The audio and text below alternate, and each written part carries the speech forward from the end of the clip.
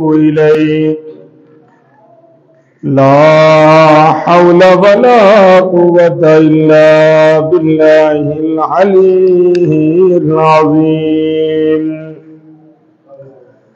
استغفر الله ربي من كل ذنب وأتوب إليه لا حول ولا قوة إلا بالله العلي العظيم الحمد لله رب العالمين والعاقبة للمتقين والصلاة والسلام على من كان نبيا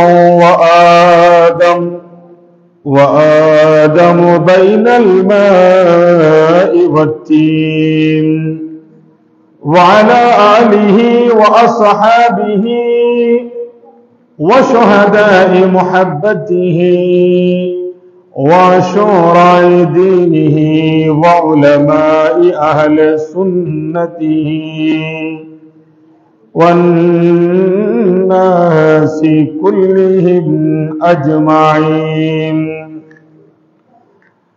أما بعد فقد قال الله تعالى عز وجل في شان حبيبه ومحبوبه ومعشوقه ومطلوبه مخبرا وآمرا إن الله وملائكته يصلون على النبي يا أيها الذين آمنوا صلوا عليه وسلموا تسليما صلى الله على سيدنا محمد وآله وأصحابه وسلم صلى الله على سيدنا محمد اللهم صل على سيدنا مولانا محمد وعلى آل سيدنا ইচ্ছা করলে প্রিয় নবী তাকতে পারতেন আরশে উম্মতেরি মায়ায় পড়ে শুয়ে আছেন মদিনায় আল্লাহুম্মা সাল্লি مولانا محمد وعلى آل سيدنا حسبي ربي جل الله ما في قلبي غير الله نور محمد صلى الله عليه حسبي ربي جل الله ما في قلبي غير الله نور محمد صلى الله तेरी हया किसका हया ता मुझे मालूम न था तेरी हया किसका हया ता मुझे मालूम न था नूर से नूर मिल गया है ता मुझे मालूम न था हस्बी रब्बी जल्लल्लाहु मा फी क़ल्बी नूर मोहम्मद सल्लल्लाहु अर्शों से अर्श गया ता मुझे मालूम न था फर्शों से अर्श गया ता मुझे मालूम न था लमका महमा हुआ था मुझे मालूम न था हस्बी रब्बी जल्लल्लाहु मा फी क़ल्बी नूर मोहम्मद सल्लल्लाहु अलैहि अऊज़ु बिल्लाहि मिनश शैतानिर रजीम बिस्मिल्लाहिर रहमानिर रहीम वल्लज़ी जाअ बिस्सिद्क़ि व सद्दक़ बिही उलाइका हुमुल मुत्तक़ून लहुम मा यशाऊना इंदा रब्बिहिम ज़ालिका जज़ाउल मुहसिनीन सदक़ल्लाहु मौलानाल अज़ीम व सदक़ रसूलुहुन नबियुल हबीबुल करीम व नहनु अला ज़ालिका लमिनश शाहिदीन वश्शाकिरीन वल्हम्दुलिल्लाहि रब्बिल आलमीन रब्बी सल्लि व सल्लिम व बारिक अलैहि सिद्दीक़े अकबर नबीर प्रेम सागरे डोबे दिए मनी मुक्ता आहरण करे सिद्दीक़े अकबर नबीर प्रेम सागरे डोबे दिए मनी मुक्ता आहरण करे से मनी मौतारालो आज জ্বলতেছে অদ্বিতীয় প্রেমিক নবীর প্রমাণ দিয়েছে অদ্বিতীয় প্রেমিক নবীর প্রমাণ দিয়েছে একটু মোহাম্মতে বলেন সুবহানাল্লাহ আজকে সিদ্দিক আকবরের আলোচনা হবে সেজন্য আমাদের মাওলানা আব্দুল আজিজ রিজভীর লিখিত সিদ্দিক আকবরের শানে তিনি বলতেছেন ব্যবসার কাজে যায় যখন তিনি সিরিয়ায় স্বপ্ন দেখে চন্দ্র সূর্য বুকে জড়ায় নবুয়তের খবর পেল স্বপ্নের উসিলায় ফিরে এসে নবীর কাছে ঈমান পেয়েছে অদ্বিতীয় প্রেমিক নবীর প্রমাণ দিয়েছে বলুন অদ্বিতীয় প্রেমিক নবীর প্রমাণ দিয়ে সিদ্দীকে আকবর নবীর প্রেম সাগরে ডোবে দিয়ে মনি মুক্তা আহরণ করে সে মনি মুক্তার আলো আজ জ্বলতেছে অদ্বিতীয় প্রেমিক নবীর প্রমাণ দিয়েছে অদ্বিতীয় প্রেমিক নবীর প্রমাণ দিয়েছে আলহামদুলিল্লাহ ওয়া শুকরুলিল্লাহ ওয়া সালাতু ওয়া সালামু আলা রাসূলিল্লাহ উপস্থিত জুমাদা সানি মাসের প্রথম জুমা আজকের জুমায় আগত সমাবেত মুসল্লিয়ান ইকরাম মুরব্বিয়ান আযম অত্র এলাকার মুরব্বিবৃন্দ মুসল্লিবৃন্দ অনেক জায়গা থেকে আগত মেহমানবৃন্দ অত্র এলাকার সর্বস্তরের নওজোয়ান ভাইরা ছোট ছোট মাসুম বাচ্চারা যতটুকু মাইকের আওয়াজ শোনা যাচ্ছে আমার পর্দানশীল মুস্তরাত খাওয়াতিন সম্মানিত তৈয়বা তাহেরা মা ও বোনেরা রাহমানি ওয়া রাহমাতুল্লাহ তাআলা আযজা ওয়া জাল্লা আসসালামু আলাইকুম ওয়া রাহমাতুল্লাহি ওয়া বারাকাতুহু আমি গুনাহগার আপনাদেরকে সাথে নিয়ে মহান রব্বুল আলামিনের দরবারে একটিবার অন্তর থেকে মহব্বতের আওয়াজে আমরা শুকরিয়া আদায় করব যে রব্বুল আলামিন বিগত দিনে আমাদের থেকে আরো দামি নামি সম্মানী ধনী মানুষকে জুমার নামাজ পড়ার সুযোগ দিয়েছেন কিন্তু আল্লাহ রাব্বুল আলামিনের কুদরতি ইশারা কুদরতি হুকুম মান্য করতে গিয়ে আজরাইল হুকুম পালন করে অনেক মানুষকে আজকের দিন পর্যন্ত থাকতে দেয় নাই গতকালকেও আমরা অনেক নারী পুরুষের জানাজায় এক একজন এক এক জায়গায় অংশগ্রহণ করেছি। আজকে জুমার দিন তাদের নসিবে নাই, তাদের ভাগ্যে নাই। আল্লাহ যে আপনাকে আমাকে দয়া করে আরেকটি জুমার নামাজ পড়ার লক্ষ্যে জুমা মসজিদে আসার বসার তৌফিক প্রদান করেছেন, ওই রব্বুল আলামিনের দরবারে দিল থেকে মুহাব্বতের আওয়াজে সকলে একটিবার শুকরিয়া আদায় করি। সকলে উচ্চ আওয়াজে বলি আলহামদুলিল্লাহ।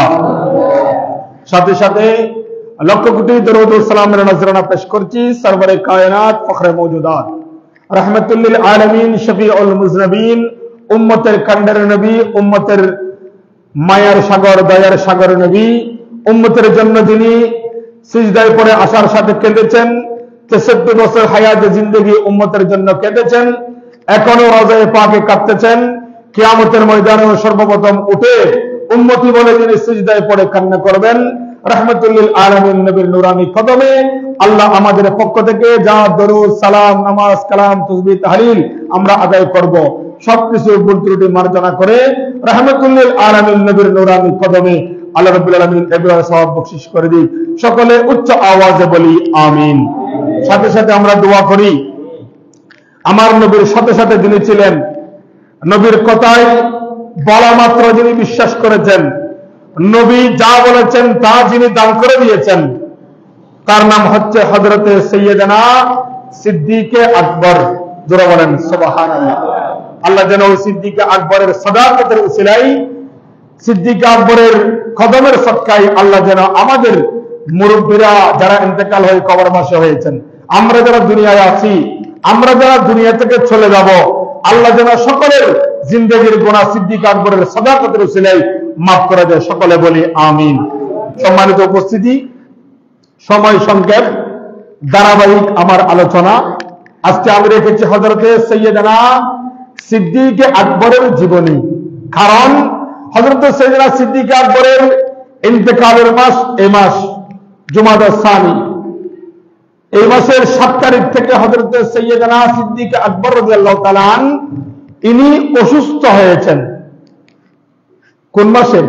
এই মাসের আরবি মাসের 7 তারিখ থেকে হযরতে সাইয়্যিদানা সিদ্দিকে আকবর অসুস্থ হয়েছেন।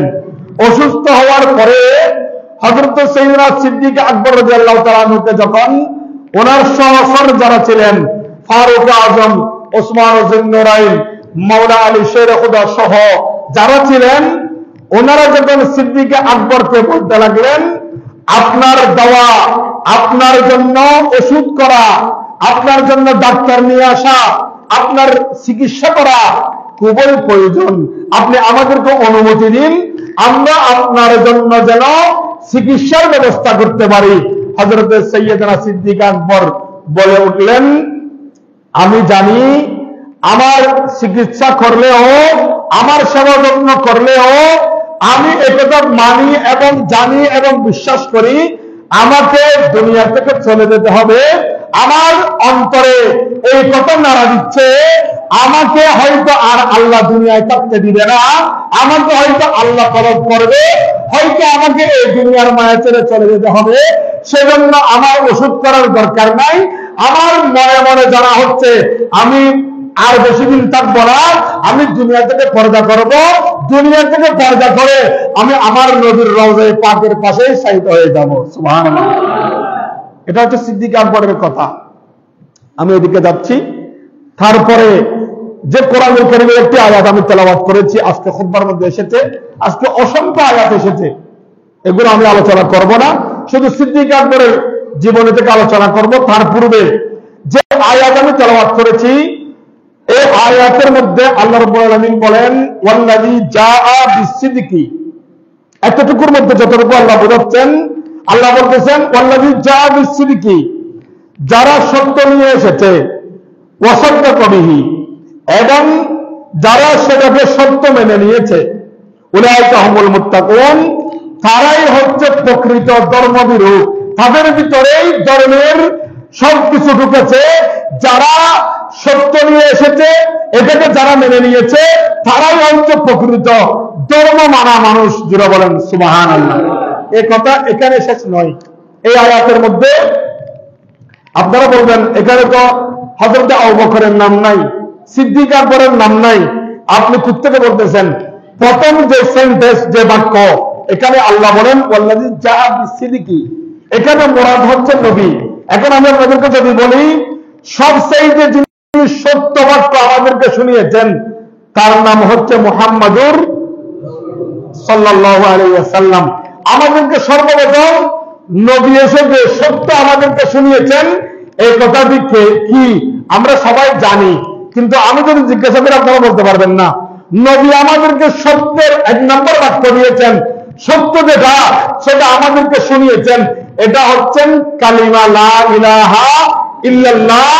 এই শব্দ যেটা, আল্লাহ যে আছে, আল্লাহ ছাড়া কোনো মাবুদ নাই, আল্লাহ ছাড়া কোনো ইলাহ নাই, আল্লাহ ছাড়া কোনো প্রভু নাই, আল্লাহ ছাড়া কোনো খালেক নাই, আল্লাহ ছাড়া কোনো সৃষ্টিকর্তা নাই, তিনি আমাদেরকে সেই কথাটি যিনি শুনিয়েছেন তিনি হচ্ছেন মুহাম্মাদুর।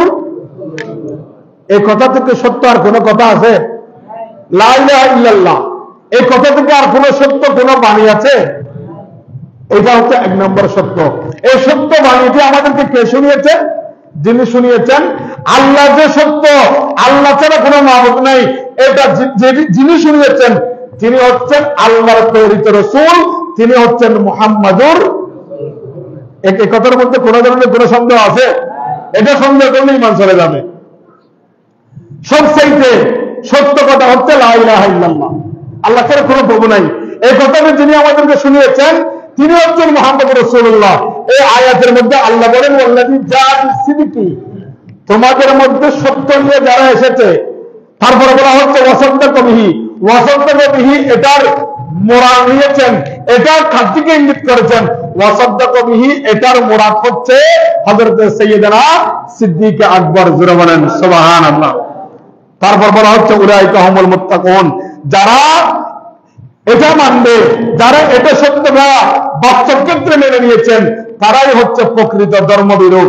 এখন আমি যদি আপনাদেরকে বলি যিনি যার হায়াতে জিন্দেগিতে কোনদিন নবীর সাথে থাকাকালীন, আমার নবীর সাথে থাকার আগেও যিনি মিথ্যা পূজা করা নাই, নবীর সাথে যেদিন থেকে এসেছেন সেদিন থেকে যিনি কোন ধরনের মিথ্যা কথা বলে নাই, হয়তোবা ওনার ইতিহাসে দেখা যায় উনি মায়ের পেট থেকে দুনিয়ায় আসার পরে কোনদিন মিথ্যার আশ্রয় নেয় নাই, যদিও বা নবীর উপর ঈমান আনার পরে আমরা ওনার সম্পর্কে জানি, কিন্তু উনি ভালো মানুষ ছিলেন সেটা ঈমান আনার আগেও। সুবহানাল্লাহ বলেন। আসুন, তিনি হচ্ছেন হযরত সাইয়্যিদানা সিদ্দিক আকবর। আমি যদি আপনাদেরকে বলি, আপনারা অনেক ইতিহাস আমার থেকে বেশি দেখেছেন কিন্তু আপনারা জানেন না, এখানে অনেক হাজী সাহেব আছে, এখানে প্রায় মক্কা মদিনা গিয়েছে এরকম মানুষ আছে। সবচেয়ে দামি জায়গা হচ্ছে খানায়ে কাবা, সেটা আমরা জানি, মসজিদে নববী, এগুলাও দামি জায়গা।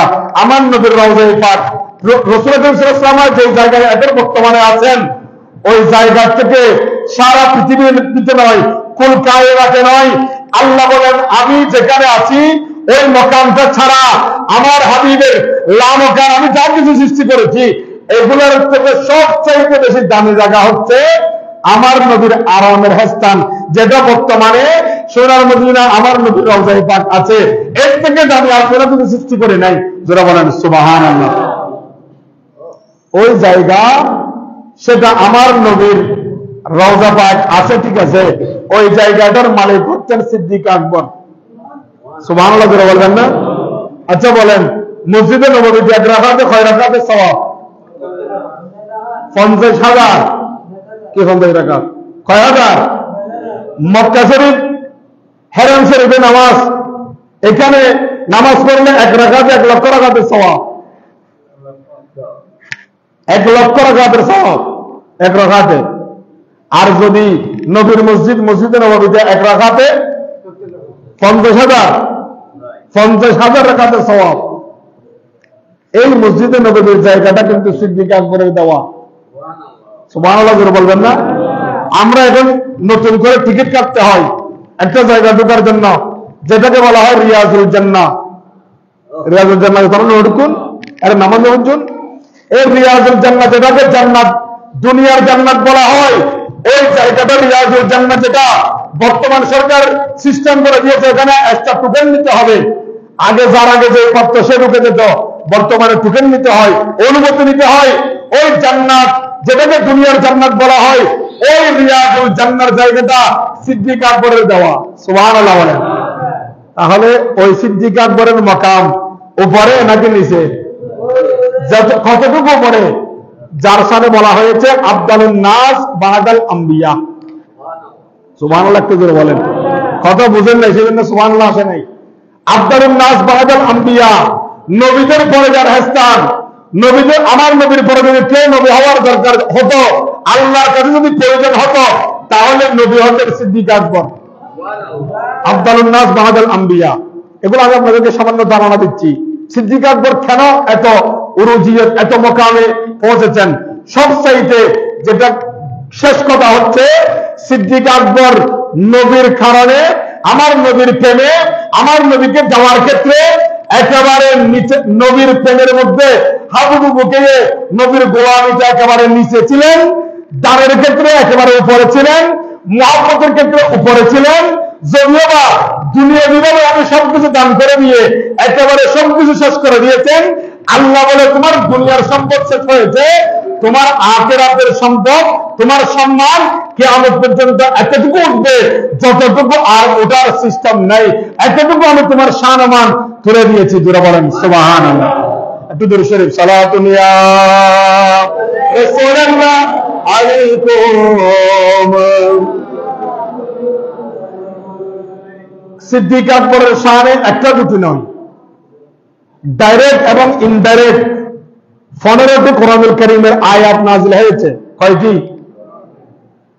একটি আয়াতে সমস্ত সাহাবায়ে কেরামের সম্পর্কে আমার আল্লাহ বলেন, রাদিয়াল্লাহু আনহুম ওয়া রাদু আন, যালিকা লিমান খাশিয়া রাব্বা। সাহাবায়ে কেরামের উপর, সাহাবায়ে কেরামরা আমি আল্লাহর উপর রাজি এবং খুশি, আমি আমার হাবিবের সাহাবায়ে কেরামদের উপর রাজি এবং খুশি। সুবহানাল্লাহ বলেন। এটা কোরআনের আয়াত। তারপরে বলা হচ্ছে যালিকা লিমান খাশিয়া রাব্বা, আমি এমনি খুশি হই নাই, আমি সাহাবায়ে কেরামের উপর আমি আল্লাহ এমনি খুশি হই নাই। স্বামী স্ত্রীর উপর কখন খুশি হয়? যখন স্ত্রী স্বামীর সব কথা মেনে চলে। বাবা ছেলের উপর কখন খুশি হয়? যখন ছেলে বাবার সব কথা মেনে চলে।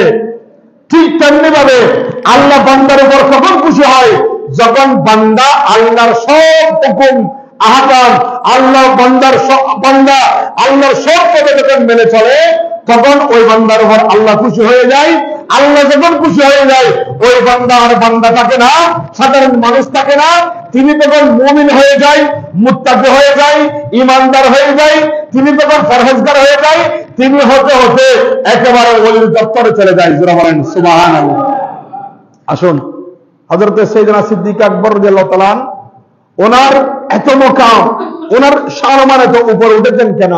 উনি বলে, আমি দুনিয়ার যখন দুটা চোখ পেয়েছি, ওই দুটি চোখে আমি সবচাইতে বেশি অন্যান্য কাজ বাদ দিয়ে নবীকে আমার চোখের সামনে রাখা, এই কাজটা আমার কাছে 1 নম্বর ছিল।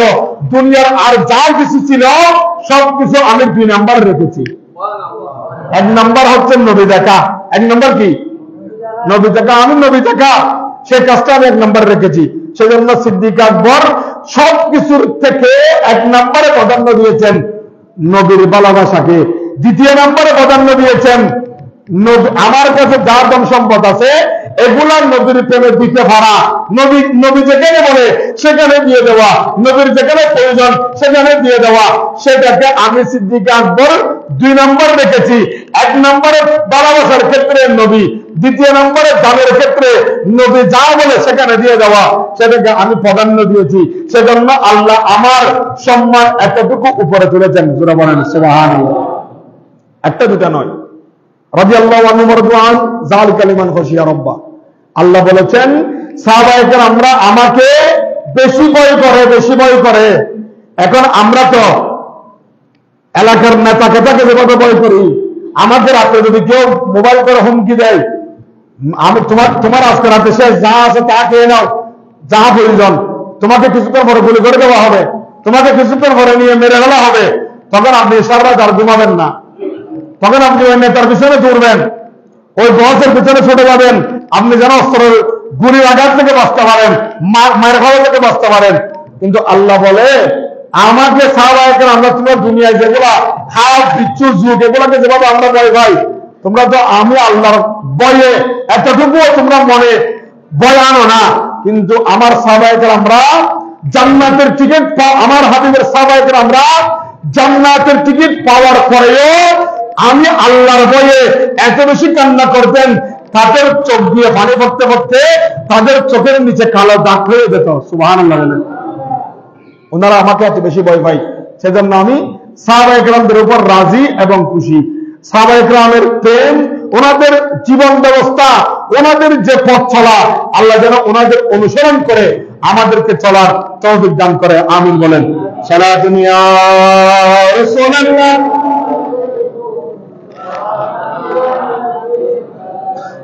বলতে গেলে অনেক লম্বা কথা সিদ্দিক আকবরের। আগামী জুমা থেকে ইনশাআল্লাহ আমি সিদ্দিক আকবরের বাস্তব জিন্দগি, উনি কখন থেকে ইমান এনেছেন, ইমান আনার পর ওনার চলাফেরাটা কিরকম ছিল, এই বিষয়ে বলবো। তারপরে একটি কথা 2-3 মিনিটে শেষ করতেছি। হযরত সাইয়েদনা সিদ্দিক আকবর, উনি সিদ্দিক আকবর মানে সত্যবাদীদের মধ্যে শ্রেষ্ঠ, বড় সত্যবাদী। কি বাদী?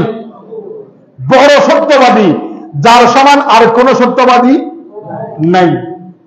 ওনার কথাই জন্য বলা হচ্ছে সিদ্দিক আকবর। উনি সত্যবাদীদের মধ্যে অনেক বড়। এই উনি সত্য কথা বলতে গিয়ে ওনার জবান আল্লাহ এমন ভাবে হেফাজত করেছেন, কোন ব্যাখ্যানে যদি সিদ্দিক আকবরের একটা কথা অটোমেটিক এমনি চলে এসেছে, সেটা এরকম না, সেটা অন্যরকম। দেখা যাচ্ছে কাজটা এমন হয়ে গিয়েছে যেমন সিদ্দিক আকবরের জবানে বের হয়েছে, ওই কাজটা এমন না, কিন্তু সিদ্দিক আকবরের ব্যাখ্যানে বলে দিয়েছে বিদায় এটা এমন হয়ে গিয়েছে। এই একটি ঘটনা থেকে হাদিসে মুবারকার মধ্যে আমি গত রাতে দেখেছি, একজন আনসার একজন মহিলা আমার নবীর দরবারে গিয়েছেন। নবীর দরবারে গিয়ে কান্নাকাটি করে বলতেছেন, ইয়া রাসূলুল্লাহ, আমি স্বপ্নে দেখেছি, এই স্বপ্নটা আমার মনে হচ্ছে খুব খারাপ। নবী বলেন, কি? ইয়া রাসূলুল্লাহ, আমি দেখেছি আমি নামাজের নিয়তে ছিলাম, অথবা আমি নামাজ অবস্থায় ছিলাম, অথবা আমি মুসল্লায় বসা ছিলাম, অথবা আমি আমার খেয়ালে ছিলাম। ইয়া রাসূলুল্লাহ, আমি দেখলাম আমার তখন তো লাইট ছিল না, বাতি ছিল, আমার ঘরে বাতি জ্বলতেছে, ওই বাতির সামনে একটা মৌমাছি এসে অটোমেটিক আমার সামনে পড়ে সেটা মারা গিয়েছে। ইয়া রাসূলুল্লাহ, আমি এটা বাস্তবে দেখি নাই, স্বপ্নে দেখেছি। যখন একথা আমার নবীকে বললেন, রাসূল সাল্লাল্লাহু আলাইহি ওয়াসাল্লাম সাথে সাথে উত্তর দিলেন, এই স্বপ্নের তাবি হচ্ছে, এই স্বপ্নের ঘটনা হচ্ছে তোমার স্বামী যেখানে আছে গত রাতে সেখানে মারা গিয়েছে। আল্লাহু আকবার বলেন। তোমার স্বামী যেখানে আছে সেখানে মারা গিয়েছে। এটা উনি দেখেছেন স্বপ্নে, বলতেছেন রসুলকে। এখন বলেন, স্বপ্নের কথা নবী থেকে কেউ বেশি বলতে পারবে? এজন্য যদি আপনি কোন ধরনের স্বপ্ন দেখেন, এটা যাকে তাকে বলিয়েন না।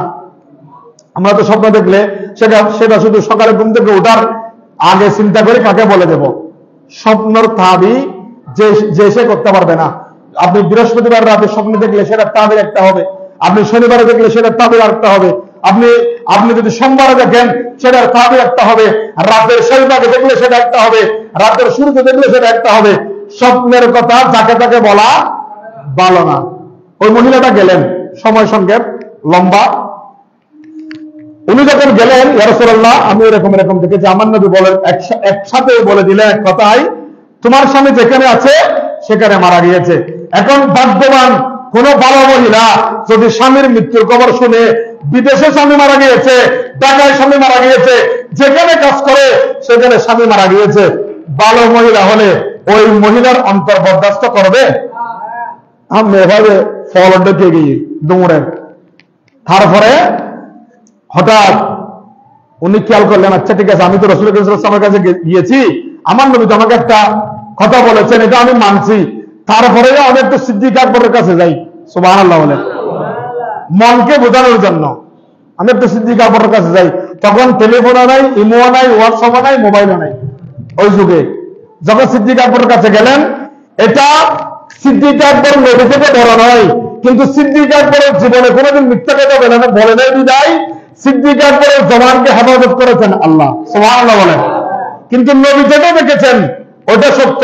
ওই মানুষটা যখন মারাই গিয়েছে সেটা ঠিক, ওই মহিলা সিদ্দিক আকবরের কাছে গিয়েছেন। সিদ্দিক আকবরের কাছে গিয়ে বললেন, হুজুর আপনার দরবারে আমি এসেছি আমার একটা আরজি নিয়ে। কি? আমি গত রাতে, উনি বলে নাই নবীর কাছে গিয়েছে সেটা, কারণ সিদ্দিক আকবরকে বলবেন নবী কি বলেছে, নবী এটা বলেছে, নবী এটা বলার সাথে সাথে সিদ্দিক আকবর বলবেন সাদ্দাক্তা, আমার নবী যেটা বলেছে সেটাই সত্য, এখানে আর কোনো কথা নাই। কারণ সিদ্দিক আকবর নবী যা বলে তার উপরে মেনে নেই, সেটা আমরা সবাই জানি, সেটা মেরাজের ঘটনা থেকে কেউ মানে নাই।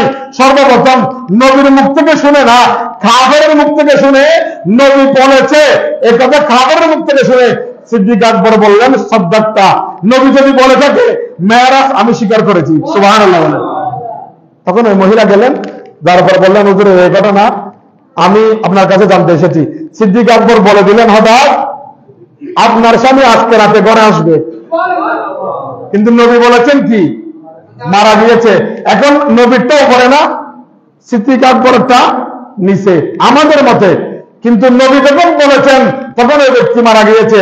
যখন সিদ্দিক আকবর বলতেছে আপনার স্বামী আজকে রাতেই ঘরে আসবে, তখন ওই মহিলা বলতেছে কিরে আমি তো এখন 2 খানাত, আর এখন খানাত। সিদ্দিক নবী হর মারা গিয়ে সিদ্দিক আকবর আইবু, এখন এখন না শুনলাম আচ্ছা যাক রাতটা হাসাই, এখন তো আসরের কর্ম করিবার আগের সময় রাজ্যতে হাসাই আর রাখিয়ে নবেল অপেক্ষা করি রবের হন, সুবহানাল্লাহ। তখন উনি পরীক্ষা করার জন্য বসে আছে, রাতে ঘুমাই নাই, বসে আছে। রাত যেতে না যেতে কিছুক্ষণ পরে দেখা যাচ্ছে দরজায় খরা আঘাত করতেছে। তখন ওই মহিলা ঘর থেকে বলতেছে কে, বাইরে কে? তখন ওনার স্বামী বলতেছে আমি অমুক, আমি তোমার স্বামী এসেছি, তুমি আমার জন্য অপেক্ষায় আছো না, তুমি আমার জন্য বসে আছো না, আমি তোমাকে দেখার জন্য চলে আসছি। আমার কালকে পরশু অনেকদিন আমার ডিউটি ছুটি আছে, এজন্য আমি বেড়াতে আসছি। বলেন সুবহানাল্লাহ। আসলে বাস্তবে কিন্তু ওই মানুষটা কি হয়েছিল, মারা গিয়েছিল। তখন ওই মহিলার স্বামীকে নিয়ে ঘরে ঢুকে নাই, সরাসরি নবীর দরবারে চলে গেছে হাত ধরে। চলেন এখানে ঘটনা কি এটা বুঝতে হবে, কারণ আমি তো আমার বোঝা আসতেছে না। নবী বলেছে আপনি মারা গেছেন, সিদ্দিক আকবর বলেছে আপনি আসবেন, ঘটনা কি? নবীর দরবারে যেতে হবে। তখন নবীর দরবারে যখন গেলেন, আমার নবীকে গিয়ে বললেন ইয়া রাসূলুল্লাহ আপনার কাছে আসছে, আপনি বলেছেন মারা গেছে। তখন আমি আমার স্বামীর জন্য যে কোনো অ্যাঙ্গেলে আমি একজনের কাছে গিয়েছি, আমি অপেক্ষা করতেছিলাম, উনি বলবে স্বামী রাতে আসবে, আমি দেখলাম আমার স্বামী রাতে এসেছে। তখন আমার নবী মুচকি এসে বলতেছে এই মাত্র তোমার কথা শোনার সাথে সাথে আমার কাছে জিবরিল আমিন এসেছে। জিবরিল বলতেছে ও আপনার স্বামী যখন আপনি আমার কাছে এসেছেন তখন মুর্দার ছিল, লাশ ছিল। যখন আপনি আমার পরে যার কাছে গিয়েছেন, নাম না বললে আমি জানি উনি হচ্ছেন সিদ্দিক আকবর। আপনি যখন সিদ্দিক আকবরের কাছে গিয়েছেন, সিদ্দিক আকবর যখন দেখিয়ালে বলে দিয়েছেন আপনি আমার কাছে এসেছেন, সেটা বলেন নাই। সিদ্দিক আকবর বলেছে আপনার স্বামী আসবে, কারণ উনি হচ্ছেন সিদ্দিক, ওনার উপরে আর কোন সত্যবাদী কিয়ামত পর্যন্ত আসবে না। সেজন্য ওনার জবান মিথ্যে না হওয়ার জন্য আল্লাহ ওনার জান ফিরিয়ে দিয়ে ওনাকে আপনার কাছে ফেরত দিয়েছেন। ওনার নাম হচ্ছে আবু বকর সিদ্দিক। এখানে অনেক লম্বা কথা বলতে গেলে, আল্লাহ আমাদের সকলকে